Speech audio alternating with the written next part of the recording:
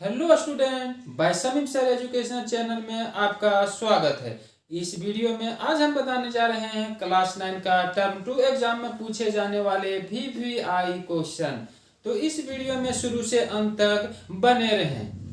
चलते हैं आप सेक्शन ये। सबसे पहले सेक्शन ये हम बताते हैं। सेक्शन ये में आपका कुल 7 क्वेश्चन होगी और 7 क्वेश्चन में से आपको 5 क्वेश्चन का ही आंसर देना है। 2 मार्क्स का रहेगा पहला सेक्शन, ये 2 मार्क्स का होगा। इसमें 5 क्वेश्चन का आंसर देना है, 7 क्वेश्चन कुल रहेगा। तो जो जो आपको याद रहेगा वो आप दे सकते हैं। तो चलते हैं फर्स्ट नंबर क्वेश्चन में। फर्स्ट नंबर क्वेश्चन में बोलता है शक्ति का SI मात्रक लिखें तथा उसे परिभाषित करें। शक्ति का SI मात्रक क्या होता है तथा उसे परिभाषित करें। ये है 2 नंबर का क्वेश्चन। तो हम जानते हैं शक्ति का SI मात्रक वाट होता है। क्या होता है? वाट होता है। यहाँ लिखेंगे शक्ति का SI मात्रक वाट होता है। और कार्य करने की दर को शक्ति कहते हैं। कार्य करने की दर को क्या कहते हैं? शक्ति कहते हैं। दूसरा नंबर क्वेश्चन चलेंगे, आवर्ती को परिभाषित करें तथा इसका SI मात्रक लिखें। आवर्ती, तो आवृत्ति क्या होता है उसको समझ लेंगे। तो किसी वस्तु में कंपन करने की जो प्रति सेकंड कंपन होती है ना, उसी कंपन की संख्या को हम आवृत्ति कहते हैं। समझ लेना। किसी वस्तु में 1 सेकंड में जितने कंपन होते हैं उन कंपनों की संख्या को आवृत्ति कहते हैं। उन कंपनों की संख्या को क्या कहते हैं? आवृत्ति। मान लेते हैं स्प्रिंग को हम कंपन किए, तो 1 सेकंड में जितने बार वो कंपन किए उसकी गिनती को हम क्या कहेंगे? उसकी संख्या को क्या कहेंगे? हम आवृत्ति कहते हैं। ठीक है। और आवृत्ति का जो SI मात्रक होता है वो होता है हर्ट्ज। हर्ट्ज होता है आवृत्ति का SI मात्रक। तीसरा नंबर क्वेश्चन बोलता है अवगाद्रो संख्या का मान क्या होता है।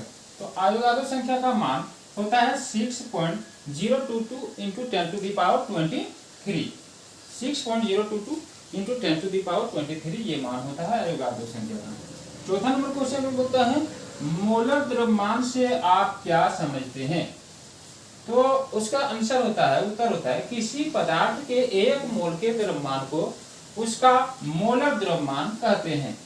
इसे m से सूचित किया जाता है। पांचवा नंबर क्वेश्चन में चलते हैं, कैनाल किरणें क्या है। कैनाल किरणें क्या है इसको समझ लेना है। तो एनोड और कैथोड आप जानते हैं।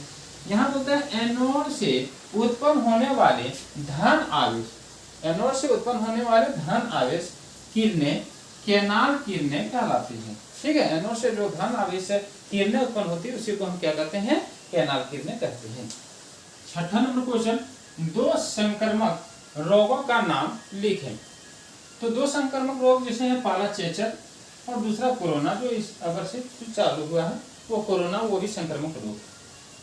7वां नंबर क्वेश्चन है, एक स्वस्थ व्यक्ति किसे कहा जाता है। जो स्वस्थ होता है उसे कैसे कहा जाता है, तो उसको समझ लेंगे। बोलता है एक स्वस्थ व्यक्ति उसे कहते हैं जो ना सिर्फ शारीरिक रूप से स्वस्थ, शारीरिक रूप से स्वस्थ हो तो उसे केवल स्वस्थ व्यक्ति नहीं कहते हैं, उसके साथ साथ बल्कि वह मानसिक और सामाजिक रूप से भी स्वस्थ होना चाहिए। यानी इसका मतलब है कि मानसिक और सामाजिक रूप, यानी शारीरिक के साथ साथ मानसिक और सामाजिक रूप से जो स्वस्थ हो उसी को कहते हैं हम स्वस्थ व्यक्ति। सेक्शन बी में हम चलते हैं। सेक्शन बी में भी आपका 7 क्वेश्चन रहेंगे, जिसमें से 5 क्वेश्चन का आपको आंसर देना है जो 3 मार्क्स का रहेगा। तो 5 दिए 15 मार्क्स रहेंगे सेक्शन बी से। तो इसमें 8वां नंबर क्वेश्चन बोलता है गतिज ऊर्जा को परिभाषित कीजिए। गतिज ऊर्जा को परिभाषित कीजिए। और दूसरा क्वेश्चन इसी में जोड़ा है, उन कारकों का उल्लेख कीजिए जिन पर किसी पिंड की गतिज ऊर्जा निर्भर करती है। 2 है, पहला गतिज ऊर्जा को परिभाषित कीजिए और दूसरा उन कारकों का उल्लेख कीजिए जिन पर किसी पिंड की गतिज ऊर्जा निर्भर करती है। ठीक। तो आंसर है किसी वस्तु की गति के कारण उसमें उपस्थित ऊर्जा को गतिज ऊर्जा कहते हैं। यानी कोई भी वस्तु जो गति करती है तो उसमें जो उपस्थित ऊर्जा होता है तो उसी ऊर्जा को हम क्या कहते हैं? गतिज ऊर्जा कहते हैं। और गतिज ऊर्जा निम्न कारकों पर निर्भर करती है। तो कौन कौन से कारक हैं? पहला कारक है वस्तु की गति पर, यानी वस्तु जब गति करती है तो गतिज ऊर्जा उत्पन्न होती है। और दूसरा वस्तु का द्रव्यमान पर। ये 2 कारकों पर वो निर्भर करती है। नंबर क्वेश्चन में बोलता है अनुदैर्ध्य तरंग और अनुप्रस्थ तरंगों को परिभाषित करें। या तो दूसरा तरीका से ये लिखा जा सकता है अनुदैर्ध्य तरंग और अनुप्रस्थ तरंगों में क्या अंतर है। इस तरह के क्वेश्चन भी आ सकते हैं। ठीक है। तो उत्तर होगा अनुदैर्ध्य तरंग जो होंगे वो जब किसी माध्यम में आंतरिक ऊर्जा जो आंतरिक तरंगे हैं वो संचरित होती है तो माध्यम के कण तरंग चलने की दिशा के समांतर समांतर चलने की दिशा क्या होती है, समांतर कंपन करते हैं। तो इस प्रकार की तरंगों को अनुदैर्घ्य तरंग कहते हैं। समांतर जो समांतर कंपन करते हैं तो उसे क्या कहते हैं, अनुदैर्घ्य तरंग। और अनुप्रस्थ तरंग क्या है, जब किसी माध्यम में यांत्रिक तरंगें संचरित होती है तो माध्यम के कण तरंग के चलने की जो दिशा है वो लंबवत कंपन करते हैं। क्या करते हैं, लंबवत कंपन करते हैं। तो इस प्रकार के तरंगों को अनुप्रस्थ तरंग कहते हैं। बस इतना जानना है कि अनुदैर्घ्य तरंग में समांतर कंपन करते हैं और अनुप्रस्थ तरंग में लंबवत कंपन करते हैं। 10 नंबर क्वेश्चन में चलते हैं। 10 नंबर क्वेश्चन में आपका जो है वो न्यूमेरिकल में है, ठीक है, बनाना है।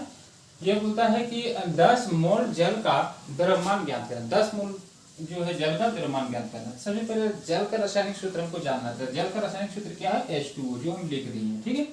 और जल का मोलर द्रव्यमान निकालेंगे तो जल में क्या क्या चीज मिलता है, हाइड्रोजन मिलता है और ऑक्सीजन मिलता है। तो हाइड्रोजन का आणविक द्रव्यमान 1 होता है और ऑक्सीजन का आणविक द्रव्यमान 16 होता है, ठीक है।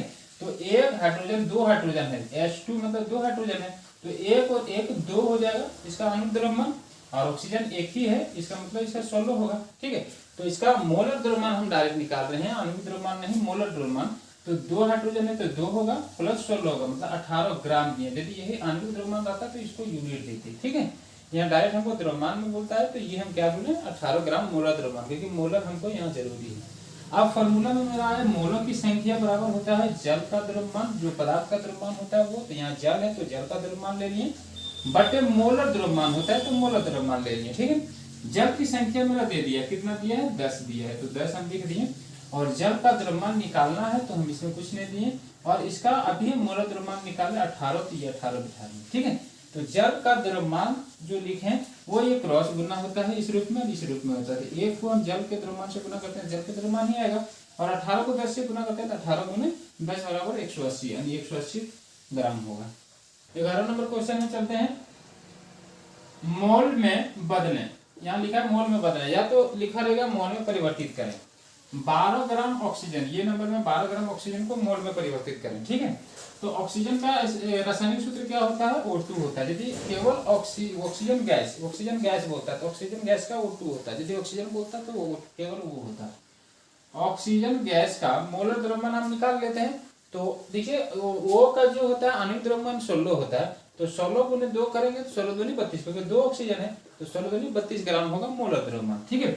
अब मोल का फॉर्मूला होता है ऑक्सीजन गैस का द्रव्यमान, जो पदार्थ है पदार्थ का द्रव्यमान होता है बटे मोलर द्रव्यमान होता है। तो पदार्थ में मेरा ऑक्सीजन था, ऑक्सीजन लिख दिया, ऑक्सीजन गैस का द्रव्यमान बटे मोलर द्रव्यमान, ठीक है। तो मोल बराबर देखिए यहाँ 12 जो है 12 आपका दिया है, मोल जो ऑक्सीजन गैस का द्रव्यमान वो 12 दे दिया है, और 32 मेरा मोलर द्रव्यमान निकला यहाँ से, तो 32 दिए। काटते हैं तो 4 तिया 12, 8 तिया 24, 3/8, इसको भागा दिए तो ये आया 0.375 ग्राम। और दूसरा बी नंबर में है 32 ग्राम कार्बन डाइऑक्साइड, जिसका कार्बन डाइऑक्साइड का जो रासायनिक सूत्र होता है CO2 होता है। तो CO2 का मोलर द्रव्यमान मेरा यहाँ से निकला 12 होता है उसका आणविक द्रव्यमान, C का कार्बन का, और जो 16 होता है ऑक्सीजन का। तो 2 ऑक्सीजन है 1 कार्बन है, तो ये 44 ग्राम आपका मोलर द्रव्यमान हो गया। अब इसका हम निकालते हैं मोल बराबर कार्बन डाइऑक्साइड का निकालना है तो CO2 का द्रव्यमान बटे मोलर द्रव्यमान। CO2 का द्रव्यमान मेरा दिया था 22 ग्राम और मोलर द्रव्यमान मेरा निकला 44 ग्राम। तो 22 बटे 44 कर दिए, तो 22 ग्राम 5 दूनी 44, 1/2 और 1/2 का जब हम भागा किए तो 0.5 ग्राम आया, तो मोल आया इसका CO2 का 0.5। 12 नंबर में होगा क्वेश्चन, संयोजकता को उदाहरण सहित परिभाषित करें। संयोजकता क्या चीज है, संयोजकता किसे कहते हैं, इसको उदाहरण सहित परिभाषित करना है। उत्तर में है किसी भी परमाणु की इलेक्ट्रॉन ग्रहण या त्याग करने की क्षमता को संयोजकता कहते हैं। जैसे हाइड्रोजन के बाहरी कक्ष में 1 इलेक्ट्रॉन होते हैं, रासायनिक अभिक्रिया में वह 1 इलेक्ट्रॉन का त्याग कर देते हैं, इसलिए इसकी संयोजकता 1 होती है, ठीक है। 13 नंबर क्वेश्चन बोलता है टीकाकरण क्यों आवश्यक है? उत्तर में है, हमारे शरीर में किसी बीमारी के प्रति लड़ने की प्रतिरोधात्मक क्षमता बढ़ाने के लिए जो दवा दी जाती है उसे टीका या वैक्सीन कहते हैं। वैक्सीन को किसी भी रूप में हमारे शरीर में भेजा जा सकता है कि यह दवा आपको खिलाई जाए, पिलाई जाए या इंजेक्शन के माध्यम से इसे आपके शरीर में डाली जाए। इस प्रकार हमारे शरीर की रोग प्रतिरोधक क्षमता बढ़ाने के लिए टीकाकरण की आवश्यकता होती है। 14 नंबर क्वेश्चन में है, नाइट्रोजन स्थिरीकरण क्या है? उत्तर में होता है, वायुमंडल की मुक्त नाइट्रोजन को पादपों के अवशोषण योग्य नाइट्रोजन यौगिकों यानी नाइट्रेट में बदलने की प्रक्रिया को नाइट्रोजन स्थिरीकरण कहते हैं। यह प्रक्रिया राइजोबियम जीवाणु के द्वारा होता है। इस वीडियो में सेक्शन ए और सेक्शन बी कंप्लीट हुआ। यदि आपको सेक्शन सी जरूरत है तो नीचे कमेंट बॉक्स में कमेंट जरूर करें और लाइक और यदि इस वीडियो में पहली बार आए हैं तो इस वीडियो को सब्सक्राइब करें। तब तक के लिए विदा लेता हूं मैं इस वीडियो से। जय हिंद, जय भारत।